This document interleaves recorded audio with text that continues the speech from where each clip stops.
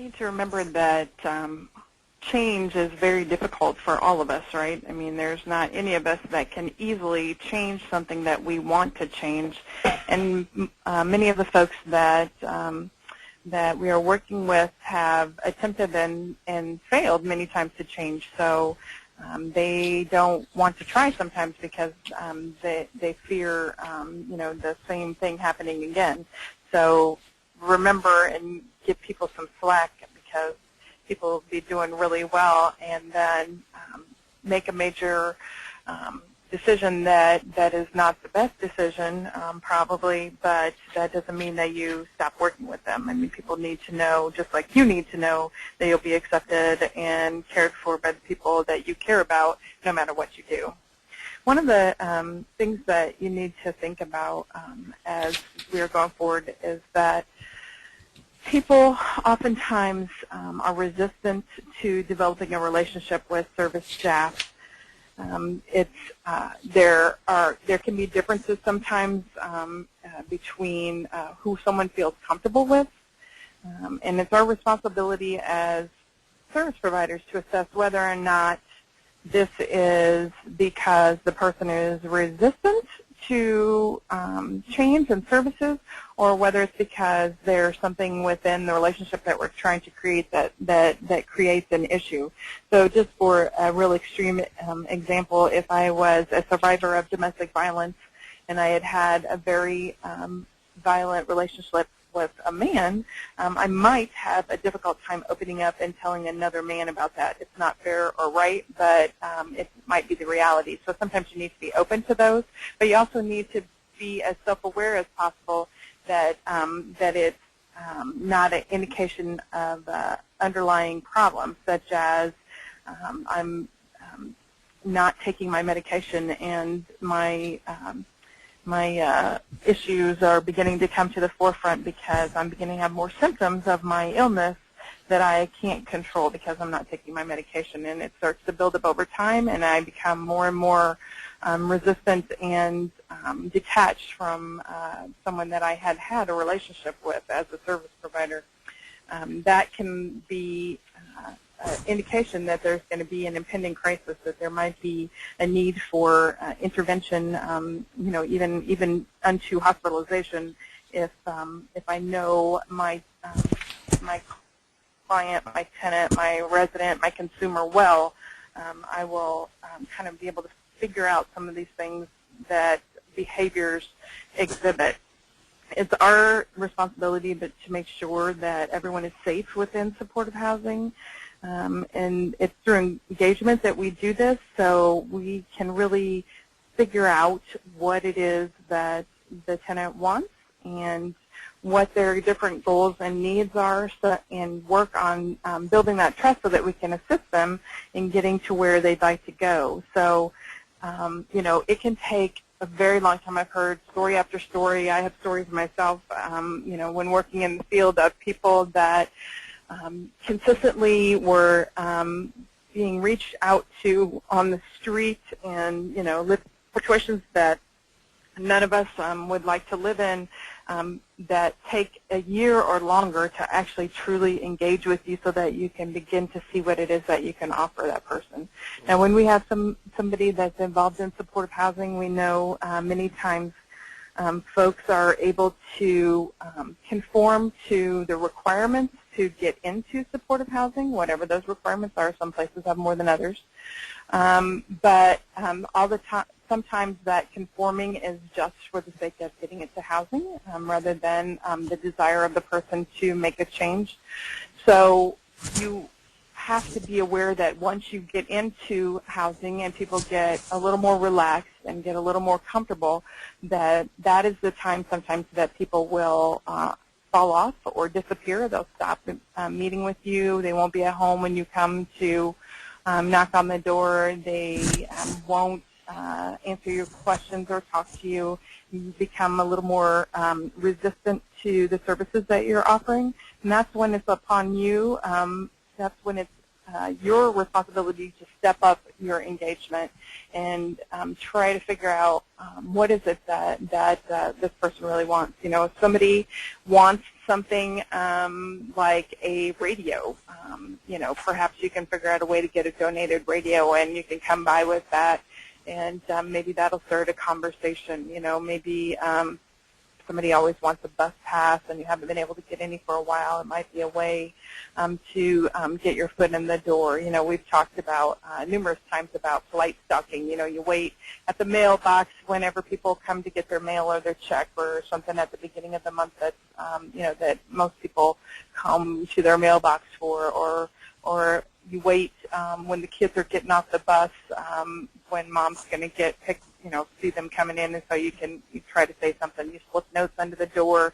You make phone calls. You leave flyers, and just do everything that you can to try to figure out. You give people surveys of what it is, what kind of services that they'd like to see. What is something that you'd like to be engaged in?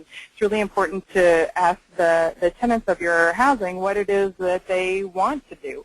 If there's a lot of people that are interested in getting their driver's license, is there a way that you can figure out some driver's training teacher that could come and present some classes and talk about what it takes to get your driver's license? Is there something that people are excited about getting as a prize for attending, like cleaning supplies or quarters for the laundry, things that it's hard to get whenever you have a limited income?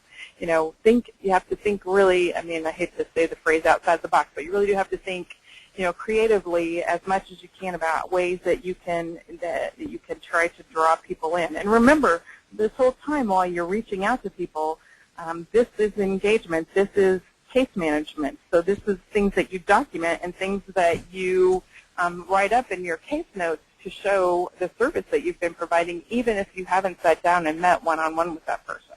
And Lori, if I can also add that in some cases, maybe using someone else within your organization, if you're not having success reaching that tenant, maybe there are underlying issues with that tenant and they're not responding to you, but they may respond to someone else within your organization. So using that support that you have from your own internal team to help you kind of engage and build those relationships if you feel like you're not able to. Right, that's a great point, Lindsay, and I thank you for that, because oftentimes you work with a team of case managers, so it's always important to, during your staffings, talk about difficulties that you're having with a tenant and get suggestions from your peers, because people might have had the same type of situation. They might have different ideas than you. It's a really good way to try to come up with, I always enjoyed that when I was in direct service, those meetings, because you could really kind of brainstorm together about ways that you could work on drawing this person into making the banquet of services so delightful that they can't pass it up. So, that use the resources that you have at hand. And, I want to make sure that you understand that the best practice in supportive housing is that services are voluntary, but that doesn't mean that it's voluntary for you to provide the service. That means that you have to make that service is mandatory for you to provide the service because you're getting paid to provide that service. So as you continue to reach out to people, that's why it's so important to document your attempts at service delivery, because that is service. That is case management. That's part of case management, is pursuing your client to continue and create that relationship. So, make sure that it's a poor excuse to say this person doesn't want any services, because that means that you haven't done a good job of thinking about ways to present those services, and you haven't presented the service that the person feels like they need. So you need to step outside of, what do I think they need, and really ask the tenant and ask the people in your building and the people that you serve throughout your organization, what do you want? What do you really want, and how can to you? And Lori, just to piggyback off that, when Lindsay was talking about using the resources as another staff to kind of intervene with that client, not saying that you can change clients as, with your agency, that you'll just swap a client, but another resource in your office, another case manager, may be that source or that bridge that can get that client to kind of open up to them and then open up to you. So just like Lori said in her example, where there may have been some DV issues, and you as a male being her case manager, you checking a female, they may be more willing to open up to that female, and that female may be in turn able to say, well, hey, this is a good case manager, even though he's male, to provide the same services that I can provide. Yeah, I'd like to add into that too. As far as caseworkers engaging with participants, and a participant not responding to, say, you as a case manager, but maybe they'll respond better to someone else. In years of doing outreach with outreach teams that would go out in the community, I found that just naturally some participants responded better to some personality types than others.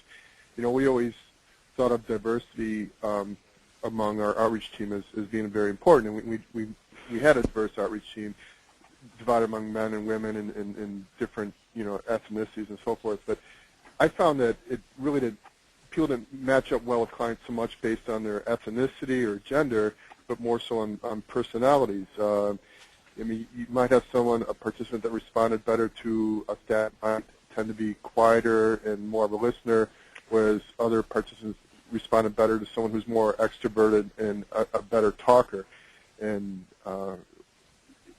more of a conversationalist. It just depends, and I just found that it was more the personality type that participants seem to respond to more than just strictly gender or race. So I would say if you're finding yourself not really being able to form much of a good relationship with a participant, and they seem very resistant to you, I'd say don't take it personally. If you have the flexibility within the team to try other staff members engaging with that person and being their worker, do it, because it could just be an individual personality thing with two people click better than other two people, and so much as you have the flexibility and you find yourself getting a dead end, don't try that. Try switching somebody else in as a worker, and it could be very well that it's just a certain personality type that the person responds better to than others, and it's there's no right or wrong on this. It's not so much that you're not being a good clinician and reaching the person, who's explained why some people click and some people don't. And if you have the flexibility, give it a try, and just seeing if someone else and just their approach, the way they speak or whatever, might do a better job of getting through to a person. That's a great point, Sean. There are people that I'm kind of have a loud, bombastic, kind of outgoing personality, and that might be scary to someone. So somebody that's a little quieter and a little more restrained might be more their speed. So I think that is a fantastic reminder that none of us can be all things to all people. So it's not anything we should internalize as anything that's bad about us, but it's just, just like we have preferences, people that are our friends and our doctors and whoever else that we're involved with and we have chosen to be involved with, so too do our consumers and tenants.